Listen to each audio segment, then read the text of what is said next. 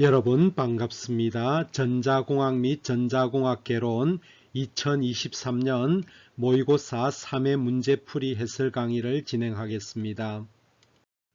본 학원에서 실시한 2023년 모의고사 3회 문제풀이 난이도 및 출제 영역에 대해서 말씀드리겠습니다.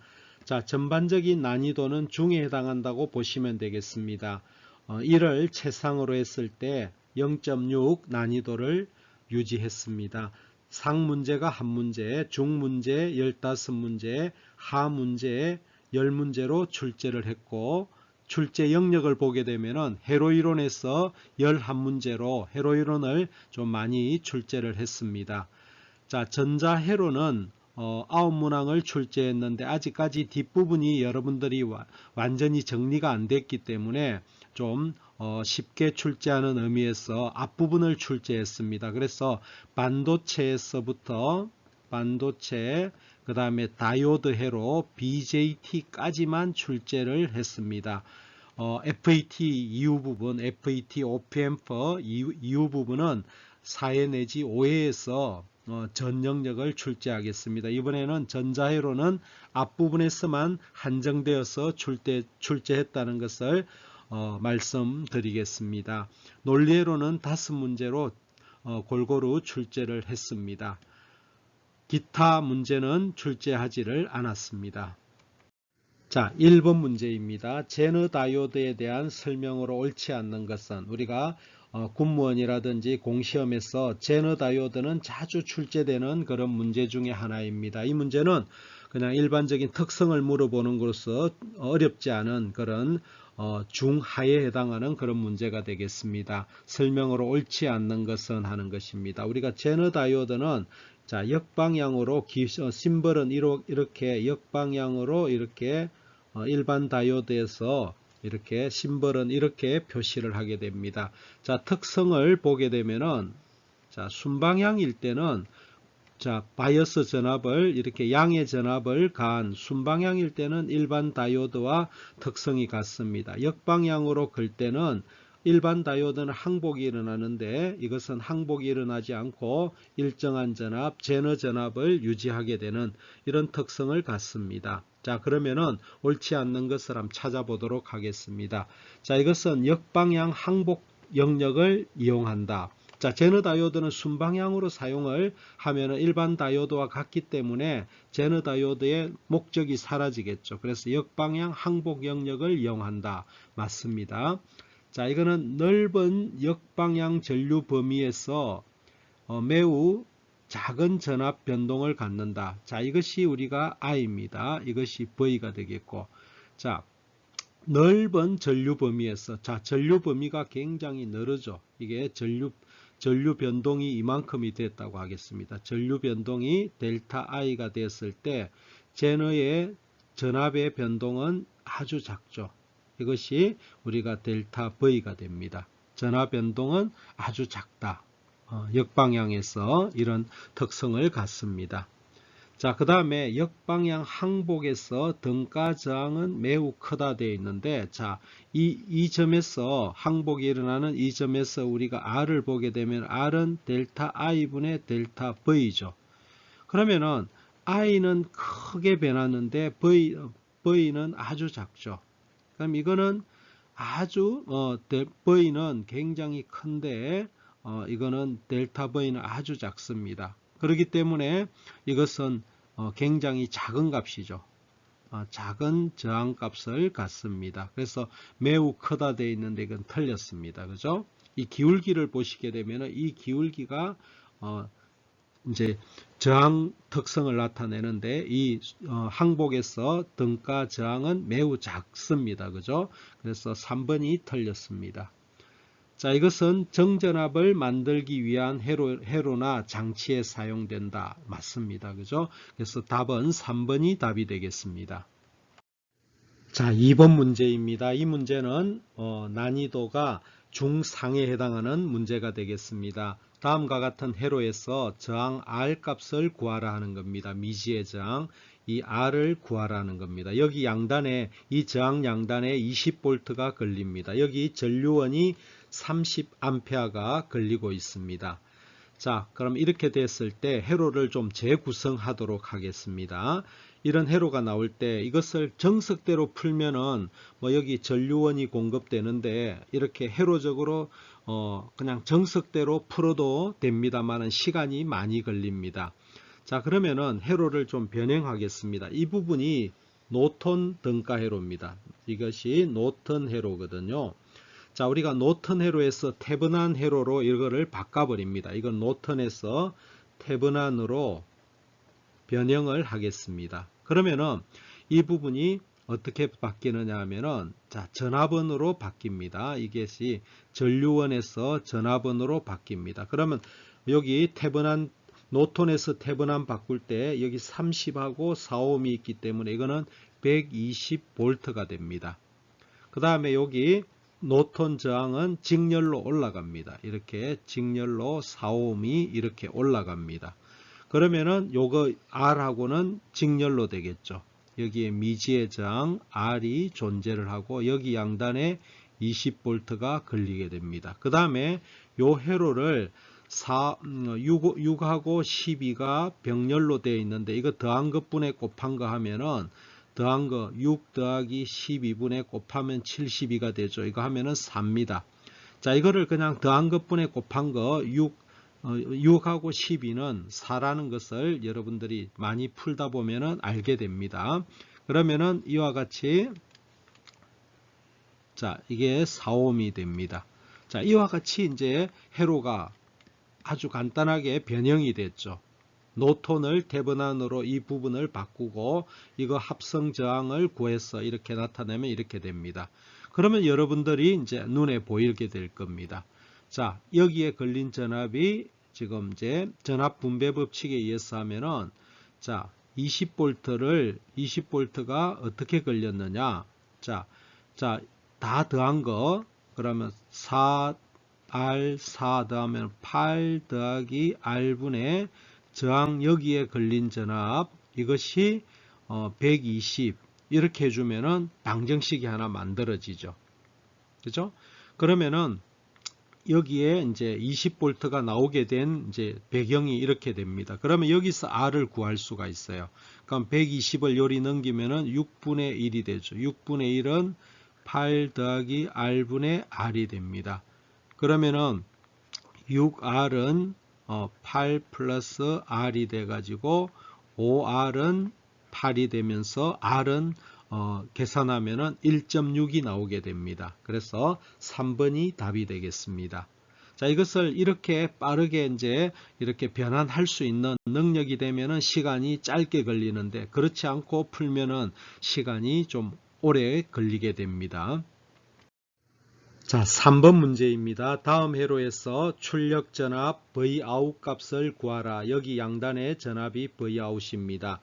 자, 전류원과 전압원이 이렇게 존재하는 회로입니다. 이것을 자, 첫 번째 푸는 방법은 중첩의 원리로 푸는 방법이 있습니다. 이렇게 풀어도 되겠고, 자, 이렇게 풀면은 시간이 좀 걸립니다. 이렇게 푸셔도 됩니다. 그 다음에 두 번째 방법은 이제 제가 푸는 방법인데, 자, 이런 우리가 노턴 회로가 있죠.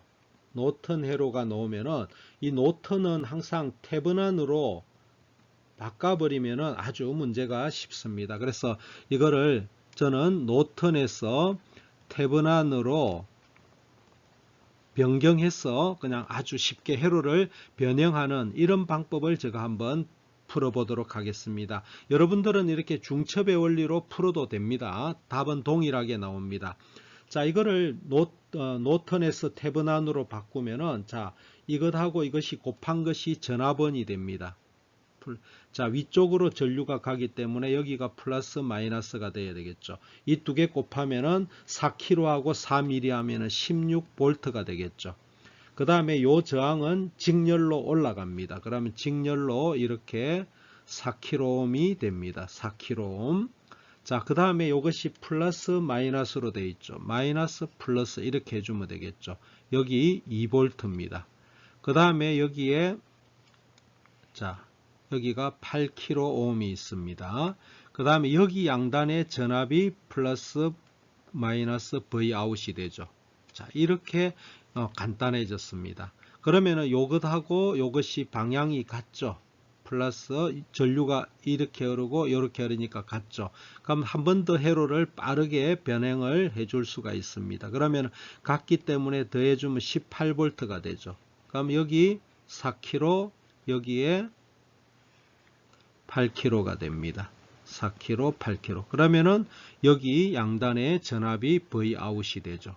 이렇게 여러분들이 여기서 1차, 2차 거쳐서 이렇게 회로를 빠르게 변형하면은 아주 문제가 쉬워져 버리죠. 중첩의 원리를 적용 안 해도 되죠. 그러면은 Vout은 전압 분배 법칙에 의해서 4 더하기 8분의 8 곱하기 18 전압 분배 법칙이죠. 이거 계산하면은 12V가 나오게 됩니다. 그래서 답은 4번이 답이 되겠습니다. 자, 4번입니다. 이 문제도 그냥 중에 해당하는 그런 개념만 알면 아주 쉬운 문제가 됩니다. 자, 여기에 보면은 정상 상태에 도달했을 때, 과도 현상이 아닌 정상 상태에 도달했을 때 2옴에 흐르는 전류를 구하라 하는 문제입니다. 여기 2옴에 흐르는 전류를 구하라. 자, 여기 중요한 키포인트는 전압은 10V 직류이다는 겁니다. 이것이 직류입니다. 자, 우리가 직류면은 정상 상태에서 인덕터는 단락이 되고 단락이 됩니다. 캐패시터는 오픈이 됩니다. 오픈이 돼요. 이것이 캐패시터는 개방이 돼 버립니다. 그러니까 개방이 되니까 이 부분이 개방이 되니까 요 라인으로는 전류가 못 흐르죠. 그죠? 이렇게 못 흐릅니다. 이거를 복잡하게 풀라고 하면 안 됩니다. 물론 여기도 단락이 되겠죠. 단락이 되니까 자, 이 뒷부분은 회로가 끊어져 버립니다. 이쪽으로는 전체 전류가 다 흐르지 못하죠. 이것이 개방이 되어서 이쪽은 전류가 못 흐릅니다. 그러니까 여기 전류는 제로가 됩니다. 그죠? 그래서 아주 개념적으로 이해를 하고 있으면 난이도는 하가 됩니다. 일반적인 난이도는 중인데 여러분들이 직류 전압원에서 인덕터는 단락이 되고 커패시터는 개방이 된다. 이 원리만 알고 있으면 아주 쉬운 문제가 되겠습니다. 그래서 2번이 답이 되겠습니다. 자, 5번 문제입니다. 이 문제도 그렇게 어렵지 않은 그런 문제가 되겠습니다. 자, 여기가 우리가 이상적인 변압기죠. 변압기가 있습니다. 근데 건선비가 1대 N이죠. 우리가 자, 이런 변압기의 공식을 여러분들이 기억을 하고 있을 겁니다. 자, 보통은 N 대 1대 N 이렇게 이거는 성압입니다. 그죠? 이는 성압용이에요. 전압이 2차 전압이 더 커지는 성압용이 될 겁니다. 그럼 보통은 일반적으로 N 대 1을 하죠.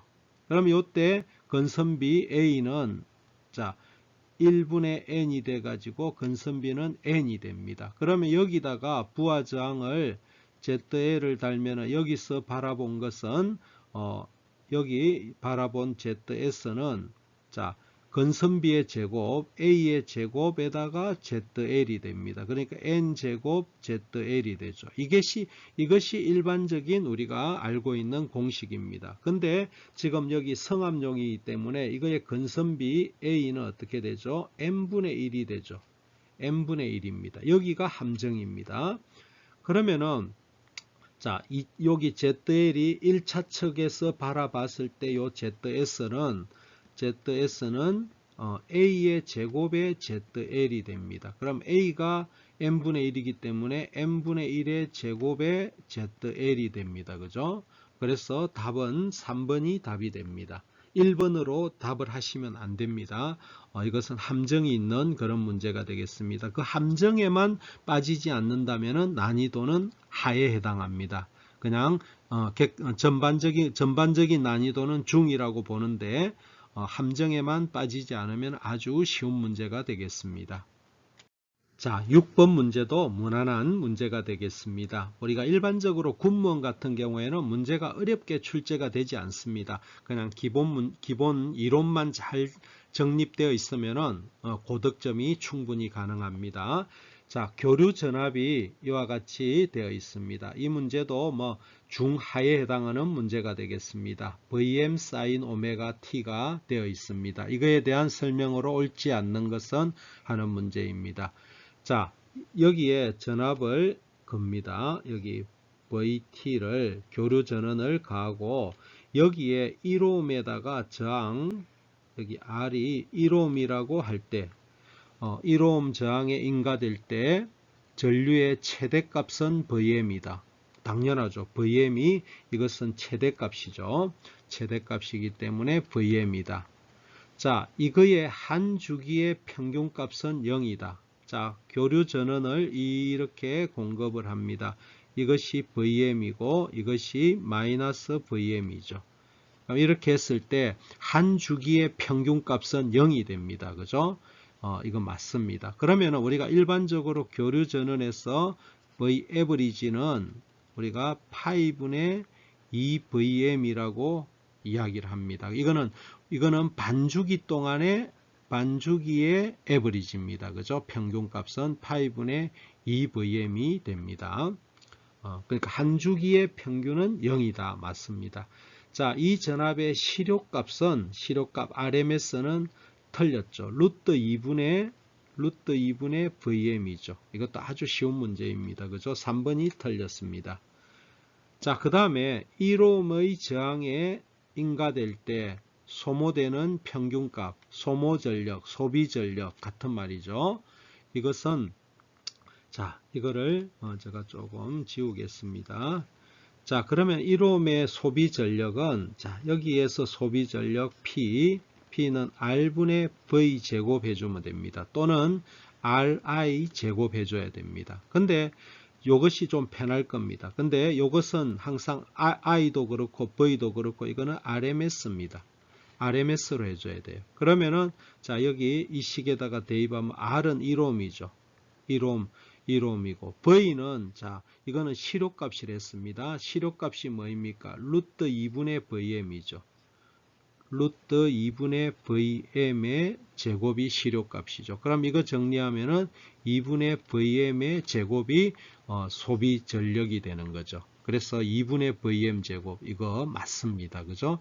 그래서 답은 3번이 틀렸습니다. 자, 7번입니다. 우리가 오실로스코프로 측정한 파형이 다음과 같다. 이 파형의 주파수와 진폭. 자, 이거는 우리가 전자 측정에 관한 문제가 됩니다. 간혹 이런 것도 우리가 전자 측정에 관한 문제도 출제가 됩니다. 여러분들이 기본 개념만 알면은 아주 쉬운 문제입니다. 이것도 한 중에 해당하는 그런 문제입니다. 자, 주파수와 진폭. 자, 주파수라는 것은 주기의 역수가 주파수가 됩니다. 그죠?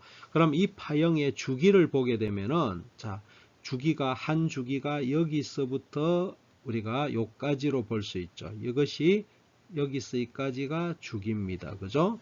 주기입니다. 근데 여기 보면은 오실로스코프에 보면은 수평, 이게 수평이죠. 가로축이 시간축입니다. 수평 구간을 보면 한 칸당 1 마이크로세크라 되어 있습니다. 한 칸당 1 마이크로. 자, 여기가 몇 칸입니까? 한 칸, 두 칸, 세 칸, 네 칸이죠. 그러니까 이게 디비전당 1 마이크로세크 per 디비전. 이게 오실로스코프의 그거는 펑션입니다. 기능입니다. 이게 디비전 한 칸당 1 마이크로세크니까 4칸이죠. 그러니까 주기는 4 마이크로세크가 되죠. 그러니까 여기서 주파수는 t분의 1이니까 자, 4 마이크로세크분의 1이 됩니다. 그러면은 이거는 4분의 1은 0.25죠. 마이크로는 10의 마이너스 6성인데 여기에 메가로 올라옵니다. 10의 6성으로 올라옵니다. 그러면은 이거를 키로로 여기 키로로 주파수로 나타내니까 이거는 그럼 250kHz가 되겠죠. 그죠? 이거는 헤르츠고. 그러면은 250Hz. 그러면은 3번과 4번이 옳습니다. 그죠? 자, 가로축은 이제 주파수를 구할 수가 있습니다. 그 다음에 여기 보면은 수직 구간에 보면은 5mV per division, 한 칸당 5mV입니다. 자, 진폭이라는 것은 뭐냐면은 진폭은 요겁니다. 이거는 여기서 이거는 VPP라 그러고 피크 투 피크고, 진폭이라고 하는 것은 이것을 진폭입니다. 이게 진폭이죠. 자, 진폭을 보면은 몇 칸입니까? 한 칸, 두 칸 올라가죠. 그죠? 그러면 VP, 진폭, VP는 우리가 진폭 VP입니다. 그러면은 두 칸이죠. 두 칸이고, 한 칸당 5mV입니다. 5mV입니다. 그러면은 진폭은 10mV가 되겠죠. 그죠? 그래서 답은 3번이 답이 되겠습니다. 그죠? 이거는 피크 투 피크 전압입니다. 이거는 진폭이 아닙니다. 꼭대기에서 꼭대기까지 전압은 이제 20mV가 되겠고, 진폭은 여기서부터 이까지가 진폭입니다.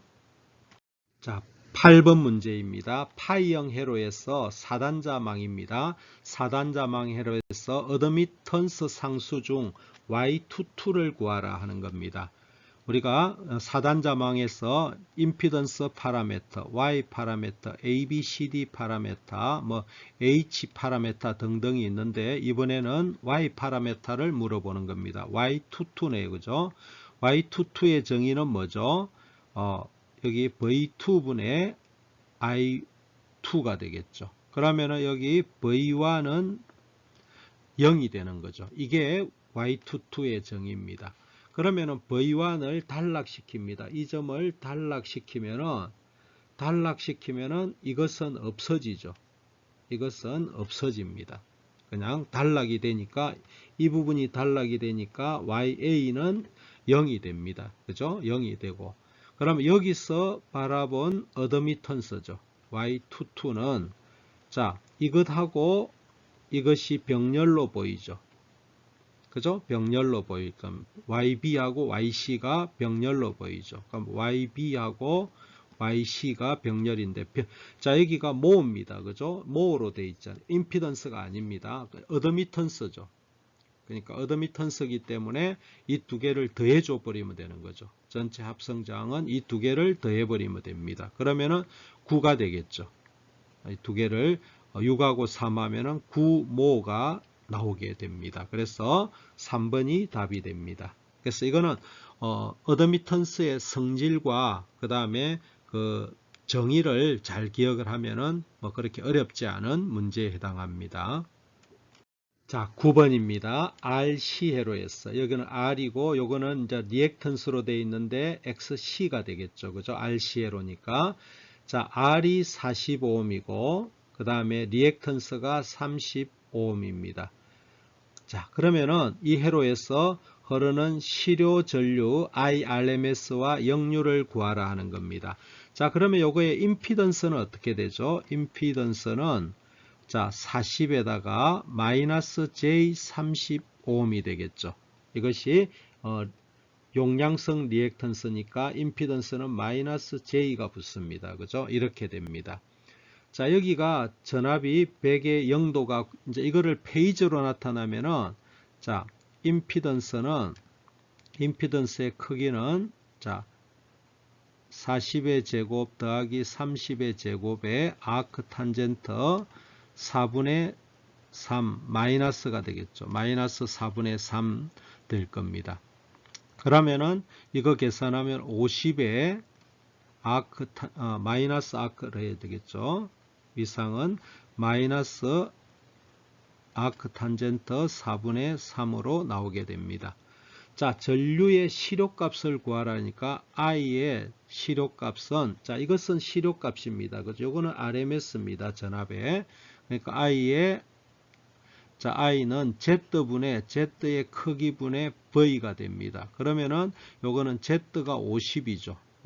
위상은 여기서 RMS의 위상을 물어보는 건 아니까 크기만 구하면 되겠고, V가 100입니다. 그러면 이거는 전류의 시료값은 2A가 되겠죠. 자, 2A 구했습니다. 자, 그 다음에 이거 첫 번째 구했고, 두 번째 역률 코사인 시타는 여러분들이 직렬회로에서 임피던스의 크기분의 R입니다. 자, 이겁니다. 그러면 임피던스의 크기가 50이죠. 그 다음에 저항은 R은 40이죠. 40이 됩니다. 그래서 0.8이 역률이 됩니다. 그죠? 그래서 답은 2번이 답이 되겠습니다. 자, 10번입니다. RLC 병렬 공진회로. 자, 그림이 여기 RLC 병렬 공진회로에 대한 설명으로 옳지 않는 것은 하는 겁니다. 자, 공진 주파수는 자, 오메가가 루트 LC분의 1이고 따라서 공진 주파수 F0는 2파이 루트 LC분의 1 맞죠? 그죠? 아주 쉬운 문제입니다. 밴드위드는 자, 이거 우리가 선택도 Q는 밴드위드분의 오메가 제로 또는 밴드위드분의 F0 뭐 오메가로 하든지 동일합니다. 이거는 밴드위드를 그냥 이거 각 주파수 밴드위드로 하면 오메가 제로가 되고 그냥 주파수로 하면 F0 이렇게 동일합니다. 따라서 밴드위드는 여기서 밴드위드는 Q분의 그죠? 오메가 제로가 되죠. 이 식에서 보면은 이 또 맞습니다. 그죠? 자, 이거는 직렬이기 때문에 직렬에서 Q는 자, 직렬에서 Q는 R분의 오메가 L입니다.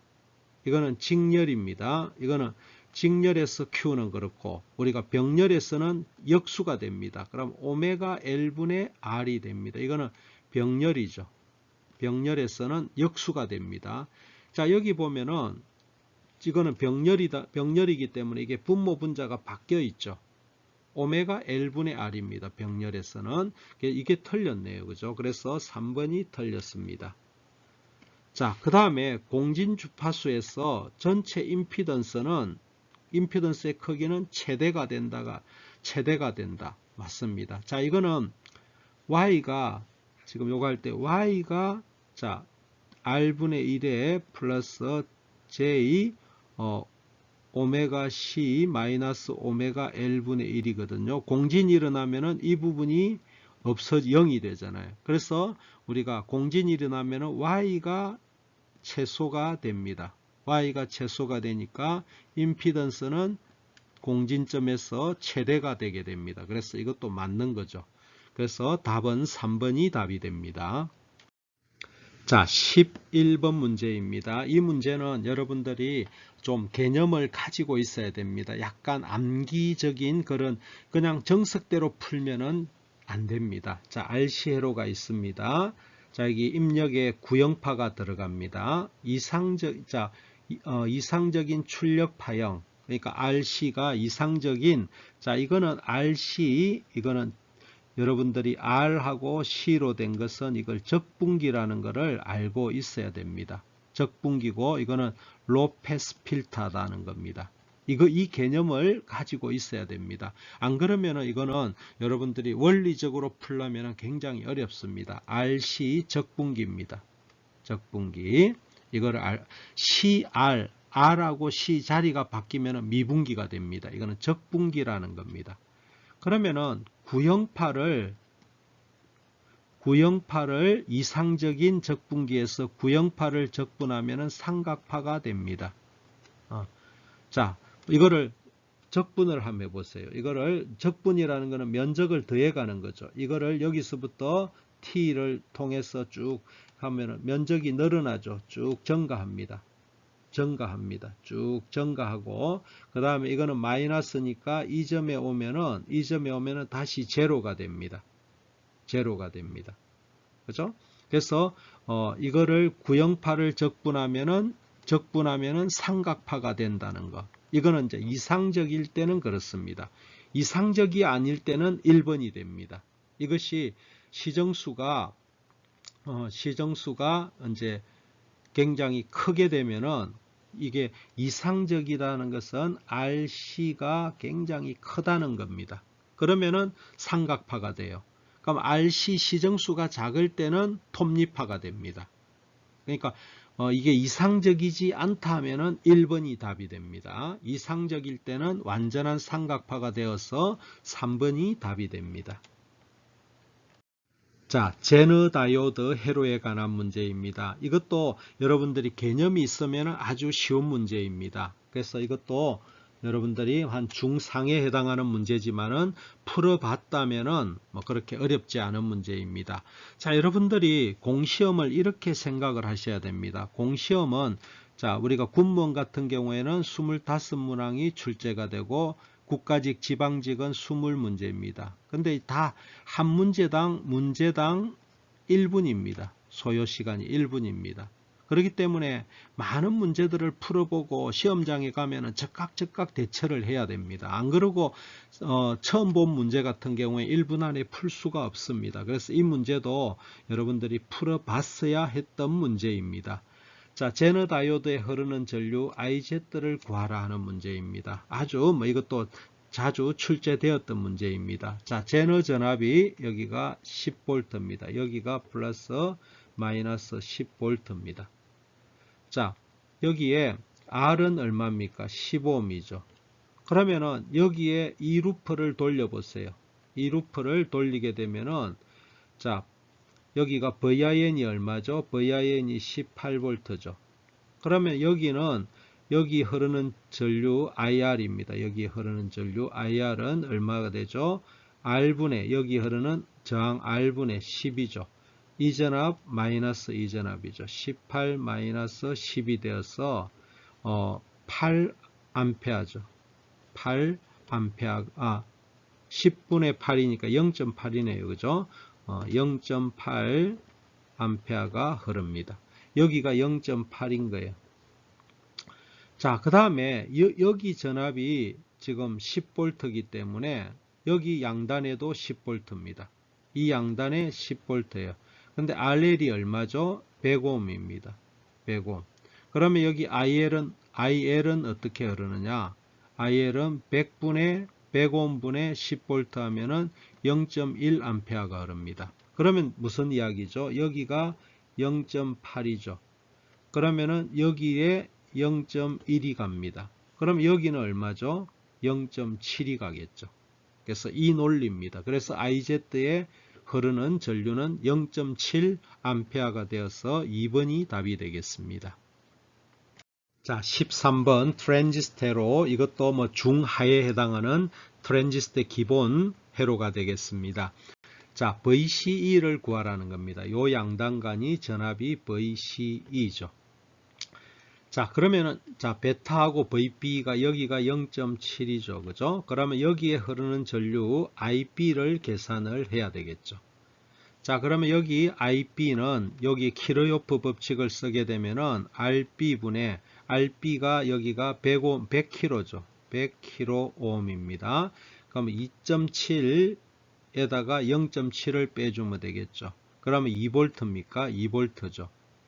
그죠? 그러면 이거는 0.02 밀리암페어죠. 0.02 밀리암페어가 됩니다. 그죠?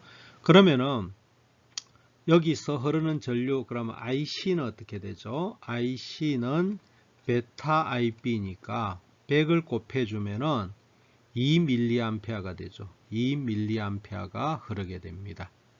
자, 그러면은 전체적으로 이제 요거는 2mA니까 여기서부터 이 루프를 한번 돌려보겠습니다. 그러면은 요 식을 세우면 5는 여기서부터 시작합니다. IC, RC, IC 곱하기 1.5kg 이게 1.5죠. 그 다음에 플러스 VCE죠.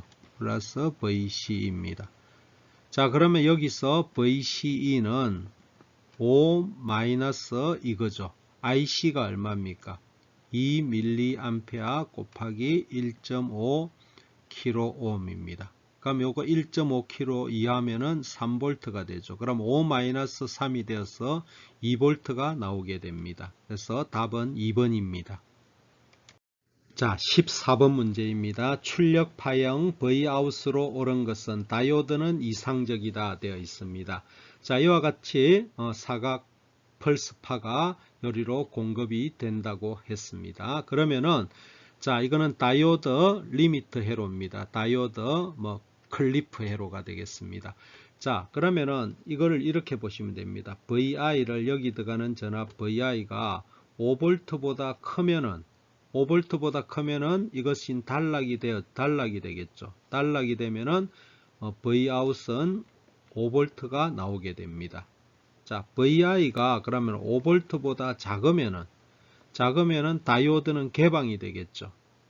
이거는 이제 개방이 되면서 Vout은 VI가 그대로 나오게 됩니다. 자, 그러면은 여기가 10V니까 5V보다 여기가 5V죠. 5V보다 큰 구간에는 뭐가 나옵니까? 5가 되죠. 여기는 5가 되고. 그럼 5V보다 작은 구간에는 이렇게 전체가 다 나오게 됩니다. 그러니까 파형이 이렇게 되겠죠. 그래서 같은 파형을 보면은 5번이 답이 되겠습니다. 자, 15번입니다. 트랜지스터에서 각 전압이 그림과 같이 측정됐다면은 전류이득 베타를 구하라는 문제입니다. 자, 베타는 IB분의 IC죠. IC인데, 자, 이게 각 전압들이 이미터 단자 전압, 베이스 단자 전압, 컬렉터 단자 전압이 이렇게 되어 있습니다. 그럼 여기 양단은 7 빼기 6.3하면 0.7이 될 거고, 자, 여기하고 여기 양단의 전압은 6.3에서 3.3을 빼면 3V가 됩니다. 그럼 여기 양단의 전압은 7에서 3.3을 빼면 3.7V가 되겠죠. 그죠? 그러면은 여기에 흐르는 전류, 여기 흐르는 전류가 IC가 되겠죠. IC를 계산해 보면은, 자, 여기 330분의, 그 다음에 여기 전압이 3.3V입니다. 3.3 하면은 이거는 얼마가 됩니까? 그러면 0.01이 되죠. 이거는 10mA가 흐르게 됩니다. IC는. 그 다음에 이제 여기 흐르는 전류가 대략적으로 IB가 됩니다. IB가 대략, 지금 여기 물론 여기에 임피던스가 여기 내부 저항이 존재를 조금 크게 할 거니까 여기 전류 IB가 열이로 다 흐른다고 봤을 때 약 IB가 그냥 계략적으로 이것을 IB라고 해도 됩니다. 그러면은 IB는 대략적으로 얼마가 되냐면은 30kΩ분의 3V가 됩니다. 그럼 이거는 0.1mA가 되죠. 자, 이거는 약입니다. 그죠? 대략적으로. 그러면은 이것을 우리가 약식으로 계산을 해보면은 0.1mA하고 이거는 10mA가 돼가지고 베타는 100이 되죠. 이것은 약이죠. 그죠? 그래서 이거하고 제일 가까운 것은 99가 답이 되겠습니다. 자, 16번입니다. 다음 설명 중 옳은 것을 모두 고르면 되어 있습니다. 자, 공통 베이스 정폭기는 제가 설명을 할 때 이렇게 합니다. 이거는 ZIN은 작고 Zout은 크다. 자, 입력 임피던스는 작고 출력 임피던스는 크다. 맞습니다. 공통 콜렉터 정폭기는 주로 고주파 정폭기로 사용한다. 고주파 정폭기를 사용하는 것은 공통 베이스입니다. 코먼 베이스가, 이거 틀렸네요. 코먼 베이스가 우리가 고주파 정폭 회로로 사용이 됩니다. 그래서 이거는 틀렸네요. 공통 베이스 정폭기는 전압 이득이 높고 전류 이득이 1에 가깝다. 이건 맞습니다. 그죠? 공통 콜렉터 정폭기는 이렇게 우리가 임피던스를 표시합니다. ZIN이 크고 Zout이 작다. 이렇게 입력 임피던스는 크고 출력 임피던스는 크다. 이것도 출력 임피던스가 작다. 이렇게 돼야 되는데 틀렸습니다. 그래서 맞는 것은 기역, 디귿이 옳네요. 그죠? 그래서 2번이 답이 되겠습니다. 자, 17번 문제입니다. 이 문제는 난이도가 상에 해당합니다. 이것이 왜 상에 해당하냐면은 입력 임피던스를 구하는데 여기에 H 파라미터로 주어져 있어요. 그렇기 때문에 난이도가 조금 올라갑니다. 여러분들이 입력 임피던스를 구할 때 RE 모델과 R파이 모델은 쉬운데 H 파라메타로 주어졌을 때 난이도가 좀 올라갑니다. 자, 그러면은 여기에 우리가 H 파라메타는 이 부분이 HIE가 됩니다. 그럼 여기서 바라본 입력 임피던스 RI에는 뭐가 보입니까? 이거하고 이것만 보이죠. 그러면은 RI에는 자, HIE가 그대로 보이죠. 이거는 베이스니까 그대로 HIE가 될 거고, 자, 이거를 RE라고 하겠습니다. 그러면은 이 RE가 보이는데, 이거는 이미터 단자죠. 베이스에서 바라보는데, 에미터 단자는 이거는 1 플러스 HFE 배만큼 보이게 됩니다. 그럼 여기다가 대입하면은 HIE는 100이죠. 플러스 1 플러스 100에다가 RE가 15m이죠. 그죠? 그러면은 100 플러스 이거 하면은 101에다가 동그라미 하나를 더 붙이면 되니까, 그러면 이거는 얼마가 됩니까? 1110이 되죠. 1110. 킬로옴이니까 킬로옴으로 이걸 바꾸면은 1.11 킬로옴이 되겠죠. 그래서 답은 1번이 답이 됩니다.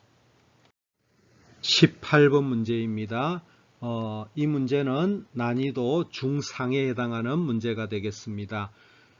다음 정폭기 회로에서 가장 옳은 것은 하는 문제입니다. 자, 이 문제는 출력을 2m 단자에서 이렇게 뽑기 때문에 코먼 콜렉터, 공통 콜렉터 정폭기가 되겠습니다. 가장 옳은 겁니다. 자, 전압이득은 1보다 크다 되어 있는데, 자, 우리가 코먼 콜렉터에서 전압이득은 거의 1입니다. 그죠? 근데 1인데 1보다 약간 작습니다. 0.99입니다. 1보다 크다 되어 있기 때문에 1은 맞는데 1보다 크다. 0.99입니다. 1보다 작습니다. 그죠? 1보다 약간 작다 했으니까 틀렸습니다. 전류이득 AI는, 이거는 전류이득 AI는 굉장히 큽니다. 그래서 이거는 맞습니다. 전압이득은 1보다 약간 작고 전류이득은 매우 크다 되어 있습니다. 자, 그 다음에 이거 코먼 콜렉터는 임피던스를 보면은 이와 같이 됩니다. ZI는 크고 ZO는 작습니다. 그래서 입력 임피던스는 매우 작다, 크죠. 크고 출력 임피던스는 매우 크다, 작다, 반대로 되어 있죠. 그래서 답은 2번이 답이 됩니다. 19번입니다. 그림의 회로에 대한 설명으로 옳은 것은 하는 문제입니다. 자, 가번을 보게 되면은, 자, 출력을 콜렉터에서 뽑습니다. 이미터는 접지가 되어 있어서 이것은 코먼 에미터 정폭기가 되겠습니다. 자, 이것은 이미터에서 출력을 뽑기 때문에 이것은 코먼 콜렉터가 됩니다. 이미터 팔로우라고 하죠. 자, 이거에 대해서 특성에 대한 설명입니다. 자, 여기 보면은 전압 정폭률은 나가 높다 되어 있습니다. 자, 이것은 전압 정폭률이 AV가 마이너스 RE분의 RC 프라임으로서 대단히 큽니다. 자, 여기에 코먼 콜렉터의 전압 이득은 거의 1입니다. 거의 1인데 1보다 작습니다. 0.99 정도 보시면 되겠습니다. 자, 그러면은 전압 정폭률은 나가 더 높다. 이거 틀렸죠. 그죠? 자, 그림 가는 입력과 출력의 위상이 서로 반대이다. 역상이다. 맞죠? 그죠? 그래서 2번이 답이 되겠습니다. 그 다음에 3번을 보면은 출력 임피던스는 가가 더 낮다. 자, 이거는 출력 임피던스가 조금 높습니다. Z0가 어느 정도 값을 갖습니다. 값을 갖는데, 자, 이것은 출력 임피던스하고 입력 임피던스는, 이거는 ZI는 굉장히 큽니다. 이거는 Z5는 굉장히 낮습니다. 코먼 콜렉터의 특징은 출력 임피던스가 굉장히 낮습니다. 그래서 출력 임피던스는 이거는 어느 정도 값을 갖는데 이거는 매우 작기 때문에 가가 더 크죠. 그래서 가가 더 낮다. 틀렸습니다. 자, 나의 전류 정폭률은 1에 가깝다. 아니죠. 나의 커먼 콜렉터는 전압이득은 1에 가깝고 전류이득은 굉장히 큽니다. 그래서 틀렸죠. 이거는 전압 정폭률은 1에 가깝다 하면 맞는데 틀렸습니다. 자, 두 정폭기 모두 전압 정폭률이 1보다 크다. 자, 1보다 크다 돼 있는데, 자, 가는 전압 정폭률이 AV가 상당히 큽니다. 1보다 큽니다. 나는 AV가 1보다 거의 1인데 1보다 약간 작죠. 0.99입니다. 1보다 작습니다. 그래서 틀렸죠. 그죠? 그래서 답은 2번이 답이 됩니다. 자, 20번 문제입니다. 이것은 중상에 해당하는 문제가 되겠습니다. 이걸 우리가 달링턴 회로라 그러죠. 달링턴 정폭기라고 이야기합니다. 자, 전류 정폭이 각각 HFE1, HFE2인 두 개의 트랜지스터를 이와 같이 연결했습니다. HFE1, 여기가 HFE2가 됩니다. 그때 이 전류를 구하라 하는 거죠. 이 전류. 자, 그러면은 여기 전류는 얼마가 됩니까? 자, 여기가 HFE1이고 이거는 1 플러스 사실은 1 플러스 HFE1에다가 IB가 되겠죠. 그러면은 여기 전류는 얼마가 됩니까? 그러면 여기는 HFE2에 이 전류죠. 1 플러스 HFE1의 IB가 됩니다. 그러면 여기 전류가 IC죠. 여기 전류나 여기 전류는 같죠. 여기도 IC입니다. 그러면은 여기 IC는 이 전류하고 이 전류의 합이죠. 그죠? 그러니까 어떻게 됩니까? 1 플러스 HFE1의 IB에다가 플러스 HFE2의 1 플러스 HFE1의 IB가 되겠죠. 그럼 여기서 가장 가까운 거를 찾으면은 자, 4번이 되겠죠. 이 부분은 그냥 생략이 되었다고 보면 되죠. 그죠? 그래서 답은 4번이 옳게 됩니다. 21번입니다. 다음 값들 중에서 값이 다른 하나는 무엇인가? 이거를 이제 비교하는 거잖아요. 값을 비교하면은 통일을 해야 되겠죠. 그러면은 가장 무난한 게 이진수로 통일해서 비교해 보는 것이 좋습니다. 자, 이것은 16진수죠. 그죠? 그러면 C는 4비트로 풀어집니다. 12니까 1100이죠. 자, B는 뭡니까? B는 11이니까 1011 하면 되겠죠. 이진수로 바꾸면 이렇게 됩니다. 그러면은 이거는 2번하고 비교해 보니까 같죠. 그래서 2번, 4번은 같습니다. 그 다음에 313입니다. 그러면 이거는 3비트로 풀어야 되겠죠. 8진수는 2진수로 풀 때에 3비트로 풉니다. 그러면 011이죠. 자, 1은 뭡니까? 001이죠. 여기 3은 뭐가 됩니까? 011이죠. 그러면 이진수로 바꾸면은 011, 001, 011이죠. 근데 이것이 이제 이진수인데 이진수의 최상위 비트 이거는 생략이 가능합니다. 그러면은 이렇게 하면은 2번하고 동일하죠. 그죠? 2번하고 동일합니다. 그래서 2, 3, 4는 같습니다. 자, 그러면 답은 잠정적으로 1번이 되겠죠. 1번 205를 10진수 205죠. 그럼 이거를 우리가 뭐 나눗셈으로 이렇게 풀어도 되겠고, 저 같은 경우에는 이렇게 합니다. 205에 가까운 게 128, 64, 32, 16, 그 다음에 8, 4, 2, 1. 자리를 이렇게 정해놓고, 자, 이게 128을 먼저 써줍니다. 그러면 이거 하면은 얼마가 됩니까? 128하고 192가 되나요? 이러면 192죠. 192니까 이제 205가 되려면 13이 더 필요하죠. 그러면 13이 되면은 1, 1, 0, 1하면 13이 되죠. 그럼 여기는 00입니다.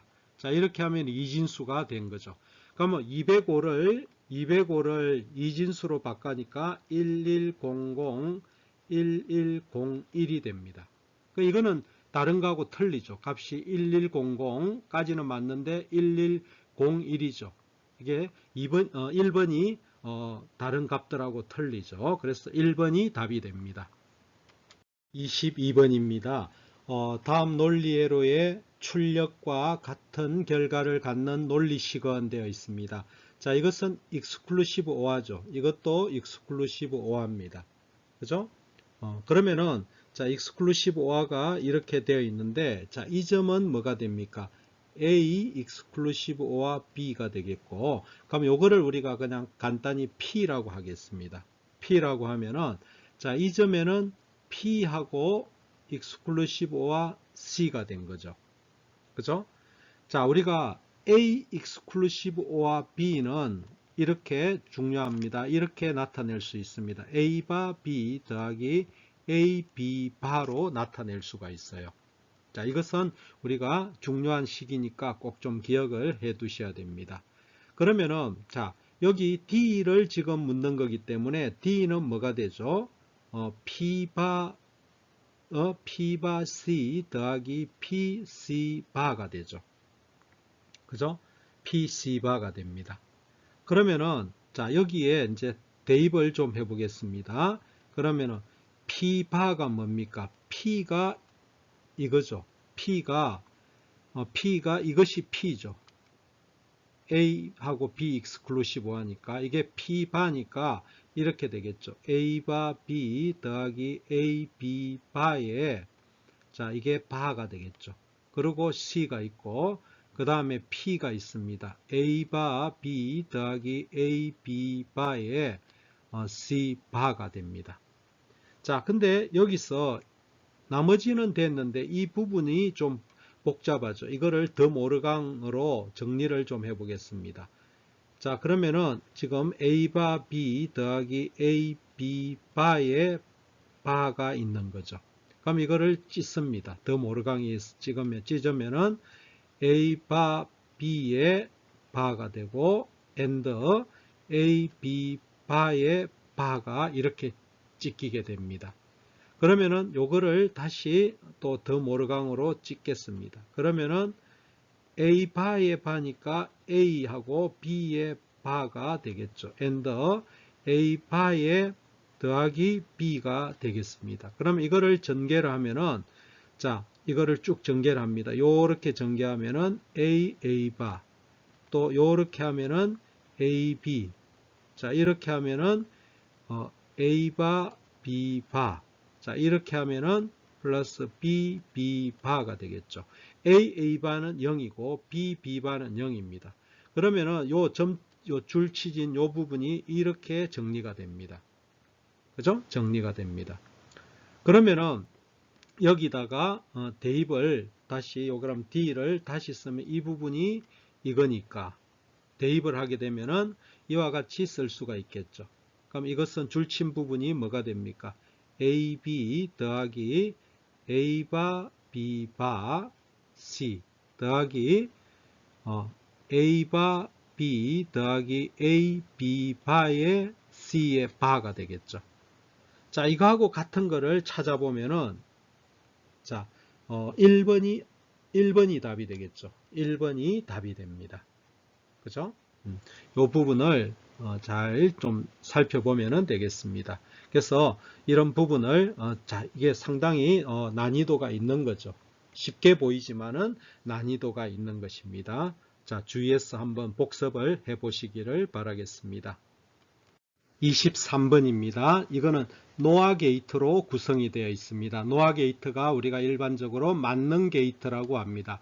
노아 게이트로 구성되어 있는 것을 이거 다른 거로 변형을 하는 겁니다. 더 모르강 법칙에 의해서 여기에 있는 not 게이트를 요 안으로 넣습니다. 그러면은 이렇게 동그라미가 되고 자, 이것은 노아가 이제 end로 바뀝니다. 이렇게 end로 그려 주십시오. 그러면 이것하고 서로 캔슬이 되겠죠. not이. 그러면 이거는 뭡니까? A 더하기 B가 되죠. 이거는 여기는 C 플러스 D가 되죠. 그러면 Y는 이 두 개가 AND로 되어 있죠. A 더하기 B AND C 플러스 D, CO와 D 이렇게 되겠죠. 그러면은 이거하고 같은 것은 4번이 답이 되겠습니다. 자, 24번입니다. 이와 같은 부식이 있습니다.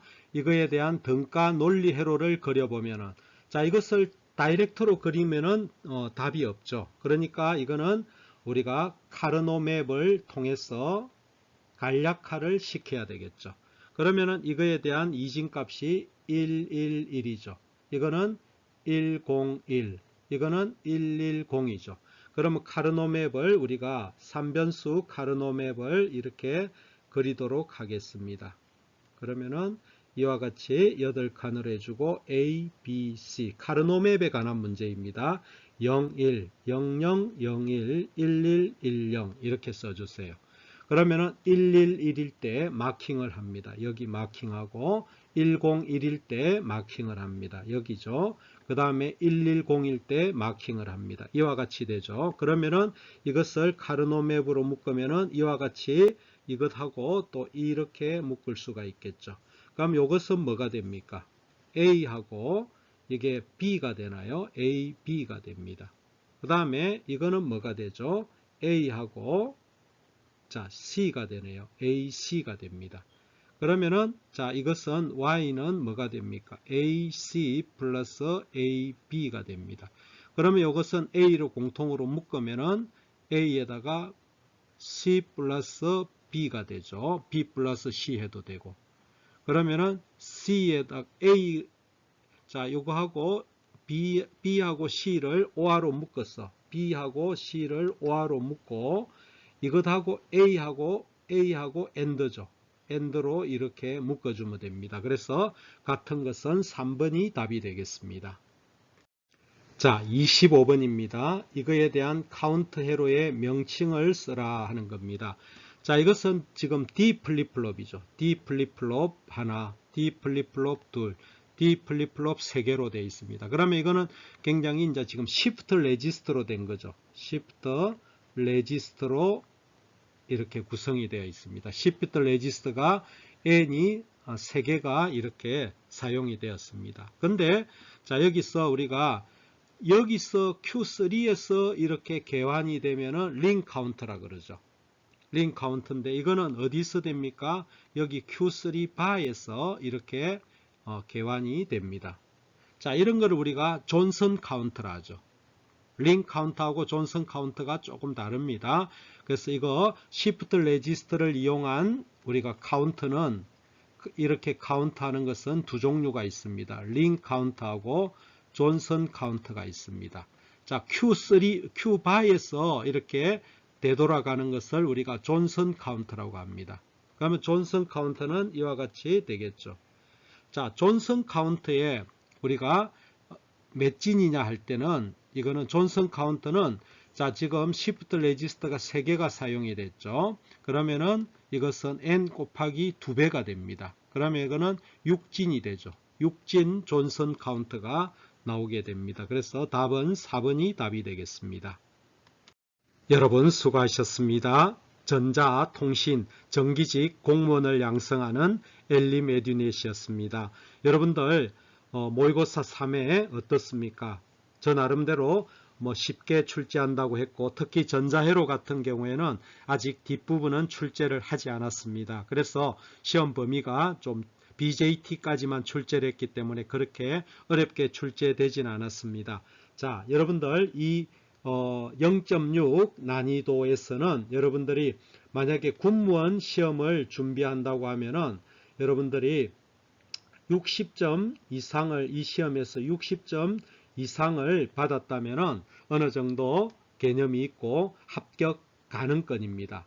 합격 가능권 충분히 합격 가능권입니다. 여러분들이 만약에 80점 이상을 이렇게 획득했다면 이거는 합격 안정권이라고 할 수 있습니다. 상당히 고득점을 노려볼 만한 그런 점수입니다. 자, 여러분들이 이제 이 중에도 전자직 같은 경우에는 한 60점 이상이 되어야 되겠고, 통신직이나 유도무기 총포 같은 경우에는 한 50점 정도는 유지해야 그래도 합격 가능권을 넘볼 수가 있습니다. 이 점수에 좀 부족한 학생들은 자기 부족한 부분을 남은 기간 동안 잘 보충하면 되겠습니다. 수고하셨습니다. 감사합니다.